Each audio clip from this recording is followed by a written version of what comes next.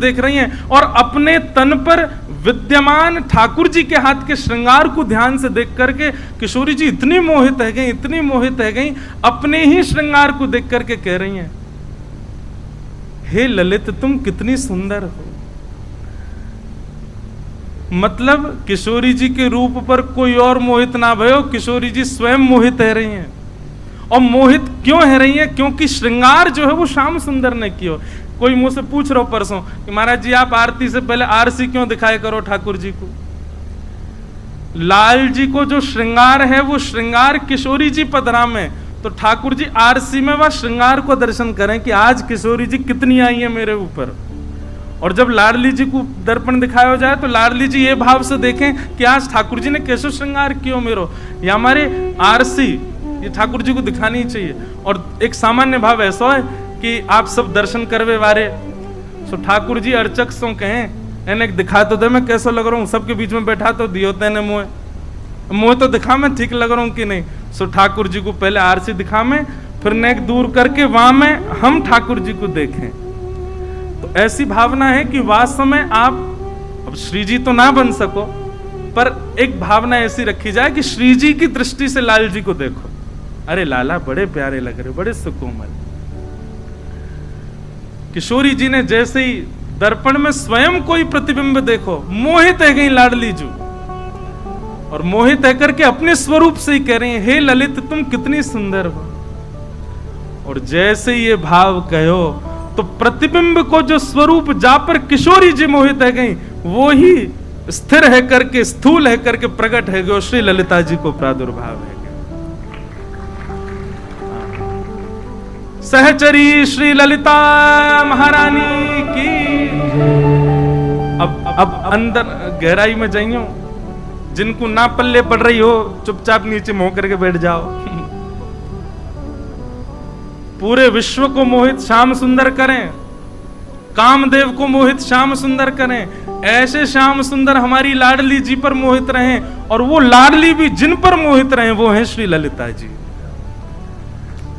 अरे जब कभी श्याम सुंदर कभी विरह प्रदान कर दें ना, तो किशोरी जी श्री ललिता जी के पास ही जावें और ललिता जी को निहारें। क्यों? क्योंकि ललिता जी को जो श्रृंगार है वो किशोरी जी और ललिता जी में कोई अंतर नहीं है, एक सी दिखेंगी दोनों। बस ये है कि किशोरी जी की नेक विशेष चूड़ामणि है, किशोरी जी की नेक विशेष चुनरी है, किशोरी जी को नेक विशेष श्रृंगार है, नहीं तो बाकी सब एक जैसा हो। पर फिर भी किशोरी जी को ललिता जी प्रिय है, क्योंकि प्रथम श्रृंगार श्री कृष्ण ने जो कियो वही स्वरूप श्री ललिता जी। ललिता जी प्रकट है। क्यों प्रकट भई? श्यामा श्याम के नित्य विहार को सुख देवे के काज श्री ललिता जी प्रकट भई। सबसे प्रथम सहचरी, सबसे प्रथम सखी हैं निकुंज की श्री ललिता जी। और ललिता जी जैसे प्रकट भई, श्री ललिता जी अब लाडली लाल दोनों विचार करने लगे। ठाकुर जी के मन में आयो, अब ये इनके स्वरूप से प्रकट भैया, इन्हीं को पक्ष ले करेगी हमेशा। किशोरी जी सोच रही हैं, बोले लाल जी के श्रृंगार को भाव है तो ये इन्हीं को ही पक्ष, दोनों उनके मन में ये भाव आ गया कि ये पक्षपात करेंगी दोनों में। ललिता जी को एक भाव है कि वो प्रिया प्रियतम के हृदय की बात पहचान जावे। और जब जब मैं ललिता कहूं ना, स्वामी जी को स्मरण अपने आप कर लियो, क्योंकि स्वामी जी ललिता जी ही।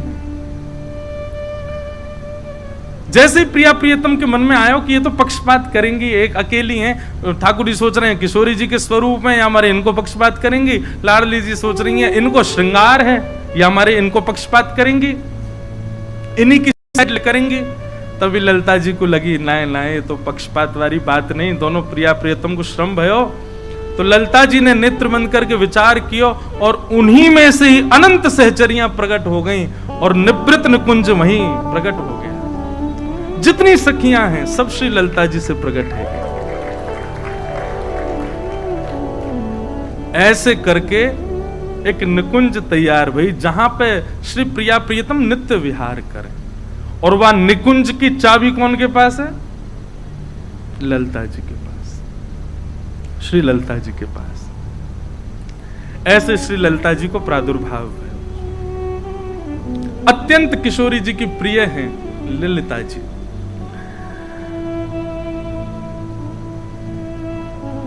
अब आगे, अब ये तो भई कि श्री ललिता जी प्रकट भई, अब स्वामी जी की भावना कैसे प्रकट भई, ये अब ध्यान से सुनो।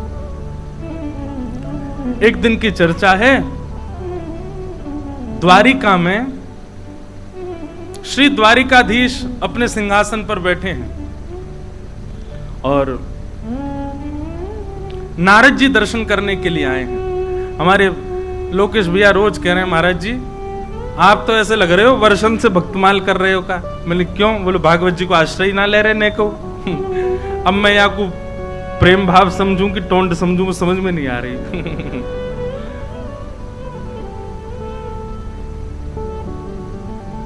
गोविंद भुज गुप्तायाम द्वारवत्वाम कुरुद्वः अवासीत नारदो भिक्षणम कृष्णोपासन लालस। बात ऐसी है भैया, ये जितने शब्द है ना सब भागवत जी के ही हैं। भागवत जी ने पोष करके पाल करके यहाँ तक बिठाए हुए हैं और वही सदैव पालेंगे। बस आज एक बात है गई कि अभी तक तो भागवत जी लालन पालन कर रहे हैं, अब युगल करेंगे भक्तमाल जी और भागवत जी। वैसे तो सब हमारे पालक हैं। तो द्वारिकाधीश बैठे हैं और श्री नारद जी महाराज दर्शन करने के लिए नित्य आते हैं, लेकिन आज ठाकुर जी भाव में बैठे हैं, भौं एक चढ़ी भई हैं, मानो कोई बहुत गहरे चिंतन में श्री ठाकुर जी बैठे, द्वारिकाधीश बैठे। नारद जी महाराज ने जाकर के चरणन में प्रणाम किया, बोले हे श्याम सुंदर, हे द्वारिकाधीश आपकी जय हो। द्वारिकाधीश बोले आओ नारद जी विराजो। बोले भगवान आज कछु चिंता सी में लग रहे हो, कहा बात है? आपके चेहरे पर चिंता की रेखाएं दिख रही हैं, कछु चिंतन कर रहे हो आप, कोई को ध्यान कर रहे हो? ठाकुर जी बोले आज मैं अपने रस स्वरूप को, आज मैं अपने मूल स्वरूप को ध्यान कर रहा हूं, चिंतन कर रहा हूं। नारद जी बोले ये रस स्वरूप कौन सा हो भैया, ये मूल स्वरूप कौन सा है आपको?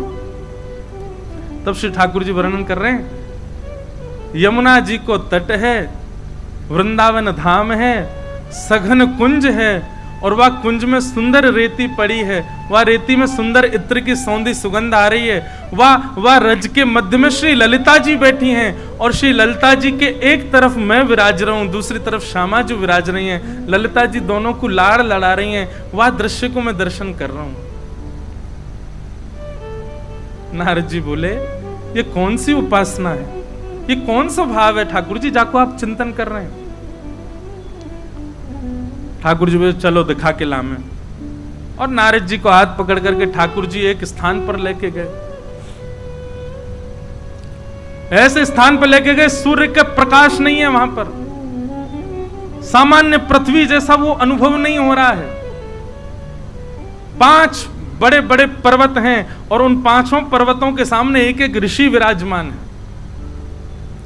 नारद जी बोले जय जय, ये कैसा स्थान और ये लोग कौन है जो सामने बैठे हैं? 5 ऋषि। ठाकुर जी बोले नारद जी ये 5 ऋषि अनेक कल्पों से तपस्या कर रहे हैं और ये जो पीछे पर्वत है ना, ये पर्वत सामान्य नहीं है, हर बार तपस्या करते हैं, तपस्या के उपरांत मैं प्रकट होता हूं, प्रकट होके इनके वरदान जो ये मांगते हैं वो मैं देने में असमर्थ हो जाता हूं, फिर ये अपने प्राण त्याग देते हैं, तो इनकी अस्थियां ही पीछे पहाड़ बन गए हैं और ये पुनर्जन्म लेकर के फिर तपस्या करने लगते हैं। समझ में आ रही है बात? नारद जी बोले भगवान ऐसी कौन सी वस्तु की तपस्या करते हैं कि तपस्या करने के बाद में आप दे नहीं पाते और इनको पुनर्जन्म लेना पड़ता और इतने जन्म बीत गए? तब श्री ठाकुर जी कहते हैं, बोले भैया ये हर बार तपस्या करें और तपस्या करने के बाद में इनकी तपस्या से मैं प्रसन्न है करके प्रकट है जाऊं और प्रकट है करके इनसे कहूं कि वरदान मांगो, तो ये वरदान में कहें कि अपनी निवृत्त निकुंज को दर्शन कराए दो, अपनी रस उपासना को थोड़ा चिंतन कराए दो। तब मैं इनसे कहूं कि भैया वो तो संभव नहीं है, वो तो असंभव है, कछु और मांगो मैं आया हूं। लेकिन अपनी रस उपासना, अपनी निभृत निकुंज के दर्शन मैं नहीं करा सकता। तब ये पांचों ऋषि कहते हैं तो फिर भगवान एक कृपा कर दो, क्या कि हमारा पुनर्जन्म हो और हम फिर से तपस्या करें और फिर से आप प्रकट हो। बोले ये वहीं प्राण त्याग देते हैं, इनकी अस्थियां पीछे पहाड़ बनते हैं, फिर जन्म लेते हैं और फिर जन्म लेके फिर तपस्या करते हैं, फिर तपस्या करें, फिर प्रकट, फिर कहते हैं रस उपासना। तो नारद जी बोले दे दो ना भगवान, इतने दिन आते लग रहे हैं तो फिर काय को ना दे रहे आप इन्हें। ठाकुर जी बोले दो कारण हैं, बहुत ध्यान से सुनना, दो कारण जिसके कारण ये रस उपासना में प्रवेश नहीं कर पा रहे, ये निकुंज उपासना में प्रवेश नहीं कर पा रहे। नारद जी बोले क्या? बोले पहला, इनको अपने तप का बड़ा अभिमान है। काय को बैठे पर्वत के सामने दिखाने के लिए, देखो हमने कितनी तपस्या करी। अपने तप का, अपने भजन का इनको अभिमान है। पहला कारण अभिमान है, इस कारण ये निकुंज में प्रवेश नहीं कर सकते। और दूसरा कारण? बोले दूसरा कारण ये गुरु विहीन है, इनके कोई गुरु नहीं है। गुरु नहीं है तभी तो भजन में अभिमान कर रहे हैं। गुरु होते तो आज्ञा देते, अभिमान विमुक्त करते। नारद जी बोले भगवान मेरे तो पल्ले नहीं पड़ रही आपकी बात, नेक मुंह को विस्तार से बताओ ये पांचों हैं कौन? बहुत सावधानी से सुनो। ठाकुर जी कह रहे हैं हमारी कृष्ण लीला में दो प्रकार की गोपियां हैं। एक तो है सामान्य गोपी और एक वह गोपियां हैं जिनको सखियां कहते हैं, जो अंतरंग लीला में रहती हैं। बहुत ध्यान से सुनिएगा, बार बार कह रहे हैं हम। एक तो वो गोपियां हैं जो विहरण कर रही हैं, गोपी गीत गा रही हैं, ठाकुर जी उनको विलाप करा रहे हैं, जो किशोरी जी से प्रार्थना कर रही हैं, हे सुन राधिका दुलारी तेरे द्वार का भिखारी हूं मैं श्याम का पुजारी, एक पीड़ा है हमारी हमें श्याम ना। अब ये पीड़ा वाली गोपियां हैं, इनको ठाकुर जी मिलते हैं और फिर अंतर ध्यान हो जाते हैं। पर सखियां जो हैं वो तो ठाकुर जी के वश में ही रहते हैं। ललिता जी जब कहते हैं श्याम सुंदर तो ठाकुर जी दौड़े चले आमे। विशाखा जी तब कहेंगे मदन मोहन तो ठाकुर जी भागे चले आमे। क्यों? क्योंकि ललिता विशाखा सहित श्री किशोरी जी रहती हैं। और ये जो विरह आतुर गोपियां हैं, इन गोपियों को निभृत निकुंज में प्रवेश नहीं मिल पाया है, इसीलिए गोपी गीत गा रही हैं, इसीलिए किशोरी जी से प्रार्थना कर रही हैं कि हमको भी अवसर दें कि हम उस कुंज में प्रवेश कर सकें। तब ठाकुर जी कहते हैं नारद जी उन समस्त गोपियों के 5 भाव हैं। कौन से? रस, रूप, स्पर्श और गंध और शब्द। उनका पहला भाव क्या है कि हम भी कृष्ण को इनके भांति छुएं, हम भी कृष्ण को इनके भांति सुने, हम भी कृष्ण को इनके भांति उनके दर्शन करें, उनके ग्रहण लें। 5 इंद्रियां, उन गोपियों के मेरे प्रति जो 5 भाव हैं, 5 इंद्रियों के, वही 5 भाव ही समस्त गोपियों के ये 5 ऋषि बनकर के तपस्या कर रहे हैं। कितना विरह सहा ब्रज की गोपियों ने, कितना विरह आतुर रही वो गोपियां कि उनके 5 रस, 5 इंद्रियां ही 5 ऋषि बन गए कृष्ण की प्राप्ति के लिए, निकुंज की प्राप्ति के लिए। और हम क्या चाह रहे हैं? वृंदावन जाएं, राधे राधे छपवा लें और निकुंज में प्रवेश मिल जाए हमें। महाराज जी कितनी गहरी बात है। उन असंख्य गोपियों के 5 इंद्रियों के 5 तत्व और 5 तन मात्रा ही 5 ऋषि बनकर के तपस्या असंख्य वर्षों से कर रहे हैं कि हमको निकुंज में प्रवेश मिले।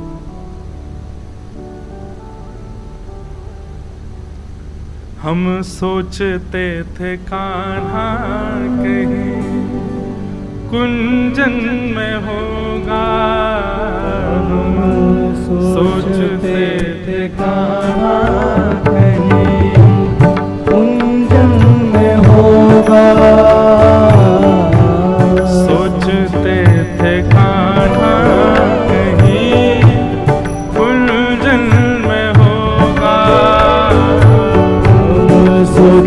श्वेत कान्हा कुंजन में होगा। अभी तो मिलन का हमने सुख नहीं होगा। अभी तो मिलन का हमें सुख नहीं होगा। अभी तो मिलन का हमने सुख नहीं होगा। अभी तो मिलन का हमें सुख नहीं होगा। सुन के प्रेम की परिभाषा, सुने प्रेम की परिभाषा, मन में बंधी थी जो आशा, मन में बनी थी जो आशा, आशा हुई रे निराशा, झूठी दे गया दिलासा। श्याम ना मिला हमें, श्याम ना मिला हमें, श्याम ना मिला हमें, श्याम ना मिला।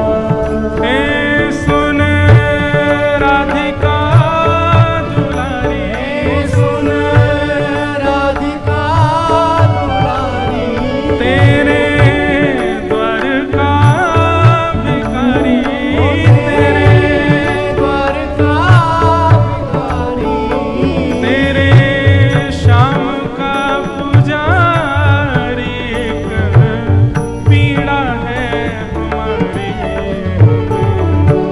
श्याम ना मिला हमें, श्याम ना मिला हमें, श्याम ना मिला हमें, श्याम ना मिला। हे नारद जी, उन समस्त ब्रज गोपिकाओं का जो पंच भाव मेरे प्रति है, रूप दर्शन का, स्पर्श सुख का, शब्द श्रवण का, ग्रहण करने का, सुगंध ग्रहण करने का और अधरामृत पान का, वही पंच इंद्रियां इतनी व्याकुल हो गई कि उन पंच इंद्रियों ने संकल्प किया कि हम कृष्ण को पाके रहेंगी, निकुंज में प्रवेश करके रहेंगी। वही समस्त गोपियों की पंच इंद्रियां पंच ऋषि बनकर के तपस्या कर रही हैं कि हमारी निकुंज में आ जाएं। नारद जी बोले थोड़ी बहुत देर में और रुका तो मैं तो बेहोश हो जाऊंगा। भगवान, हम तो सोचते हैं कि हम जिस स्थान पर आपके साथ रहते हैं, आपका नित्य दर्शन करते हैं, इससे बड़ा तो कोई स्थान ही नहीं होगा। हम देवयोनि को सर्वश्रेष्ठ मानते हैं, पर आज पता लगा कि उससे भी अति अति क्लिष्ट एक स्थान ये निकुंज भी है। भगवान, इन पर कृपा करो ना। अब इनको कैसे भी निकुंज में प्रवेश कर, कब तक प्रतीक्षा कराओगे? बोले जिस दिन इनको गुरु दीक्षा मिल जाएगी, ये गुरु आश्रित हो जाएंगे, सदगुरु पथ प्रदर्शक करेंगे, तो अभिमान शून्य होकर के भजन करेंगे, मेरी प्राप्ति हो जाएगी। नारद जी बोले अच्छा, पता नहीं कब आएंगे गुरु जी इनके। ठाकुर जी बोले कब आएंगे, क्या हम तुमको क्यों लेके आए यहाँ पे? नारद जी बोले मतलब दीक्षा दो, दीक्षा प्रदान करो। नारद जी बोले मैं तो निकुंज का कोई कुछ नहीं। बोले अरे आप दिन रात हमारा चिंतन करते हो, दिन रात हमारे भाव में रहते हो, दिन रात हमारा भजन करते हो, आपसे श्रेष्ठ गुरु नहीं। आपको लगता है कि निकुंज में प्रवेश नहीं, पर निकुंज में सबसे विशिष्ट प्रवेश तो आपका ही है। दीक्षा प्रदान करो। बोले क्या दीक्षा प्रदान करें? तब श्री नारद जी महाराज ने गोपाल मंत्र की दीक्षा उन पांचों ऋषियों को प्रदान की। गोपाल मंत्र की दीक्षा दी और भगवान ने कहा कि अब जो ये मंत्र गुरुदेव से आपको प्राप्त हुआ है, इसका पुरुषण करो। पुरुषण में लगभग 25 लाख जप होते हैं एक पुरुषण में। बोले अब इसका पुरुषण करो गोपाल मंत्र का। अभी तपस्या पूरी नहीं भई है उन 5 ऋषियों की। तब उन पंच ऋषियों ने उस गोपाल मंत्र का पुरुषण किया, 25 लाख जप किया। तो 25 लाख जप करने के प्रभाव से एक दिव्य तेज प्रकट हुआ, और उस दिव्य तेज के बिंदु से निकुंज विलासिनी श्री ललिता जी प्रकट हो गई। और ललिता जी ने प्रकट होकर के उन पंच ऋषियों को, क्योंकि चाबी तो ललिता जी के पास ही है, ललिता जी प्रकट हो गई। ललिता जी का रूप सौंदर्य देख करके आनंदित हो गए, और ललिता जी की थोड़ी पर एक चिबुक चमक रही थी। उस चिबुक की चमक में ही निकुंज का क्षण भर का दर्शन हुआ। इतने वर्ष की तपस्या और 1.25 लाख और गोपाल मंत्र के पुरुषण के बाद